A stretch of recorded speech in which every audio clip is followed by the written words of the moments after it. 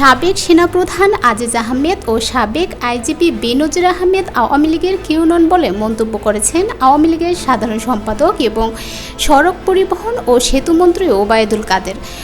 আমরা পরিষ্কার বলে দিয়েছি,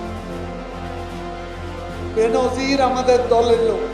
ঐতিহাসিক ৬ দফা দিবস এবং ২৩ জুন বাংলাদেশ আওয়ামী লীগের প্লাটিনাম জয়ন্তী উদযাপন উপলক্ষে আজ মঙ্গলবার দুপুরে আয়োজিত প্রতিনিধি সভায় তিনি এসব কথা বলেন।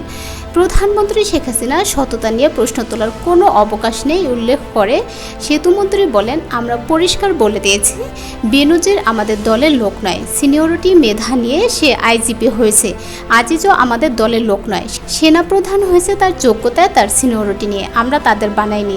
তিনি আরও বলেন, এখন ভেতরে তারা যদি কোনো অপকর্ম করে, এটা যখন সরকারের কাছে বিষয়টি আসে তখন এদের বিচার করার সৎ সাহস শেখ হাসিনা সরকারের আছে। বিচার করার সৎ সাহস শেখ হাসিনা।